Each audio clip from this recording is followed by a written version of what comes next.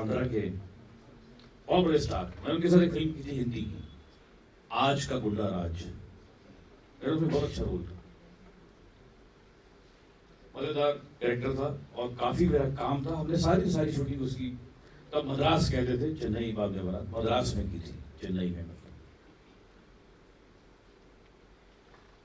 तो शूटिंग करते करते एक दिन चिरंजीवी मुझे कहने लगे, Rakesh ji sir tomorrow I will not be shooting, sorry sir आप टू।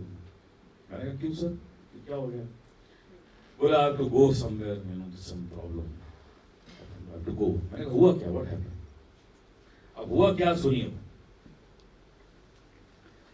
चिरंजीवी एक मैगजीन निकालते थे खुद की, उसमें अपने बारे में छापते थे, फिल्मों के बारे में छापते थे, जो भी छापते थे। और उसके एंड में लास्ट पेज पर एक पेज था कि इसको आप भरिए, एक फॉर्म था, और जो लकी विनर होगा उसको 5 लाख रुपए मिलेंगे और वो चिरंजीवी की कॉस्ट पे जहां पर भी होगा वो चिरंजीवी के पास लाया जाएगा, फ्लाई करके या बाई कार, जहां भी चिरंजीवी होगा, Chiranjeevi will see to it that he is brought to him and he will spend 24 hours with Chiranjeevi, plus he will get 5 lakhs.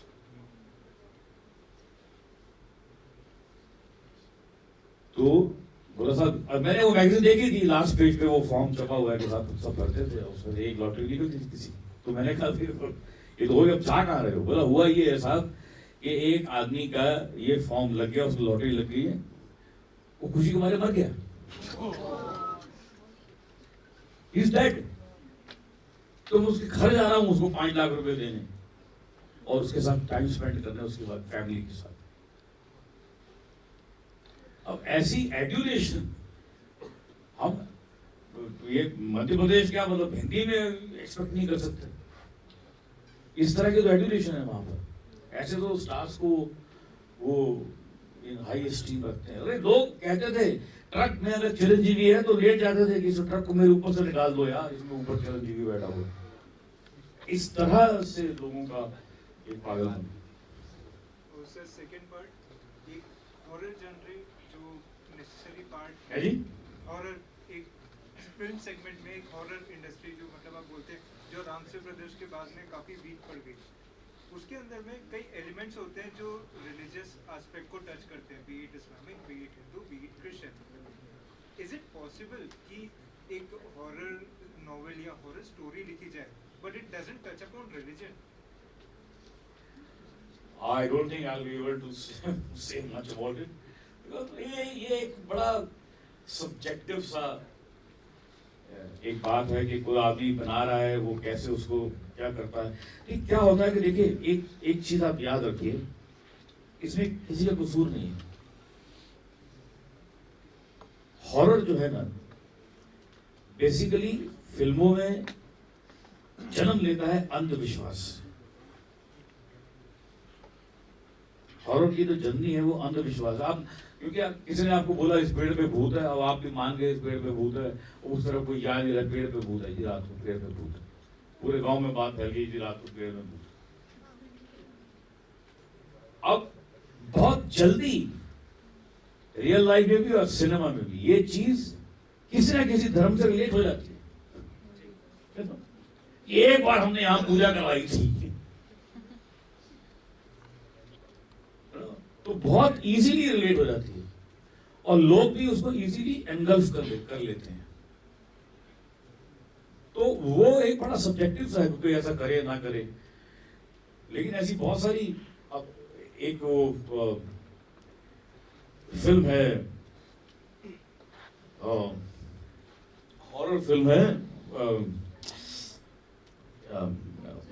मैंने कई बार देखी है।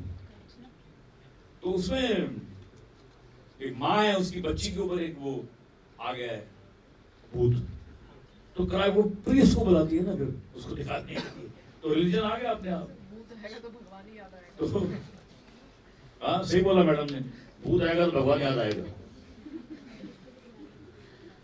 और कुछ दोस्तों?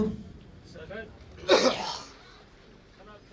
आपने जो तिरंगा मूवी में रोल किया था खबरी लाल का, एक बार डायलॉग बोल के बता दीजिए सर।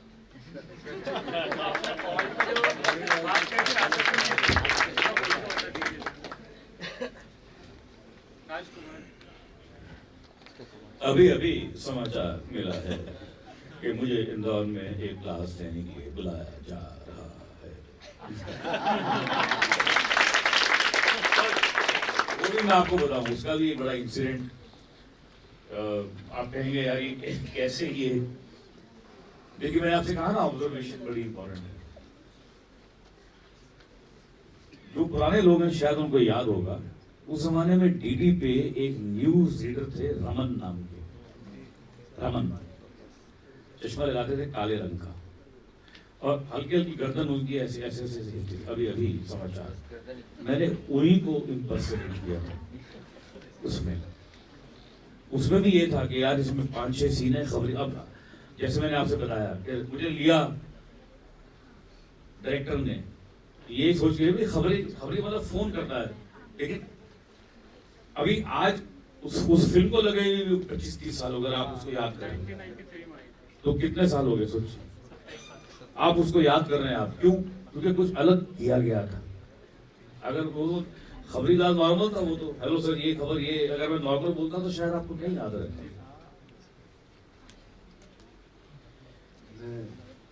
सर बहुत अच्छी बातचीत रही सर एक क्वेश्चन है मेरा। मैं पूछना चाहता था, आपने काफ़ी सारे नाटक किए इतने इयर्स में, आपने पीरियड थिएटर ग्रुप के साथ काम किया, आपने बताया अपनी पूरी जर्नी थिएटर की। विजय तेंदुलकर साहब की आपने बात की, उनके अलावा आपका कोई ऐसा राइटर है जिनका काम आपको फैसिनेट करता हो या आपको बहुत पसंद हो उनके नाटक?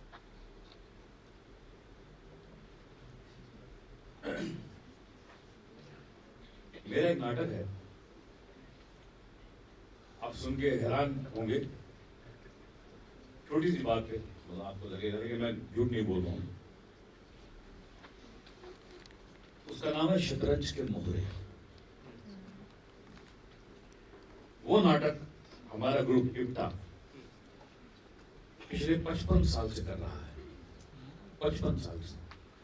उस नाटक में अपने जमाने में संजीव कुमार भी काम कर चुके हैं, अपने जमाने में कादर खान भी काम कर चुके हैं उस नाटक में, भरत कपूर अपने जमाने में कर चुके हैं। मैंने वो नाटक कम से कम 30-35 साल किया है, अभी भी करता हूँ। पहले मैं एक कॉलेज बॉय का रोल करता था, लेकिन अब मैं थोड़ा सा उसमें एक थोड़ा सा एल्डरली रोल करता हूँ, लेकिन वो बहुत अच्छा कैरेक्टर है। वो नाटक शुरू होता है इस बात से, उसकी पहली लाइन है, इंदौर की एक पुरानी हवेली। ये नाटक का वो इंदौर की कहानी है, और वो पीएल देश पांडे साहब का लिखा हुआ है, द ग्रेट पीएल देश पांडे। उन्होंने ये नाटक 1953 या 54 में इंदौर में रहकर, एक घर में, जिस घर में रह रहे थे, उस घर में जो हो रहा था इंदौर में, जो उस घर में घट रहा था, जो घट रहा था उसको 3 दिनों में उन्होंने कागज पे उतार दिया एक नाटक की शेप में। और वो महाराष्ट्र का दुधापाशी, एक बहुत फेमस है दुधापाशी, उसका ओरिजिनल नाम है। हम करते हैं शतरंज के मोहरे से हिंदी में। आपसे बात करके सर बहुत अच्छा लगा।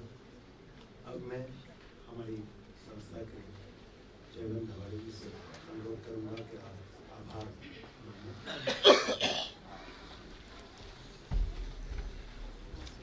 और कुछ किसी को पूछना है बच्चों? एनीथिंग? सर आप वो तारक मेहता में बॉस की जो एक्टिंग करते हैं उसका थोड़ा सा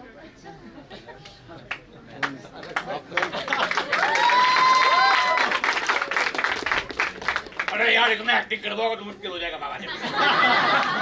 एक काम करो यार, या तो लेक्चर लो या एक्टिंग करवाओ। सर मुझे वो आपका नया महतो अभी मुलाकात हुई कि नहीं हुई? हाँ, कल ही मेरा शूट था उसका, तब मैंने शूट किया। सर गुड इवनिंग सर, मेरा नाम खुशी राज है, मैं इसी डिपार्टमेंट की हूँ। मुझे आपसे पूछना था कि आपने बॉलीवुड में इतने अच्छे काम किए हैं, तो ऐसी कौन सी डिफ़िकल्टीज़ हैं जो आपको फेस करनी पड़ी थी, क्योंकि आप एक बॉलीवुड बैकग्राउंड या फिल्म बैकग्राउंड में नहीं थे, तो ऐसी क्या, मतलब आपको कहीं ऐसा फील हुआ हो कि ये डिफ़िकल्टीज आपको फेस करनी पड़ी हो बॉलीवुड में अपनी जगह बनाने के लिए? देखिए, डिफिकल्टीज तो हर फील्ड में फेस करनी पड़ती है, और मैं ज़्यादा याद नहीं रखता, ना मैं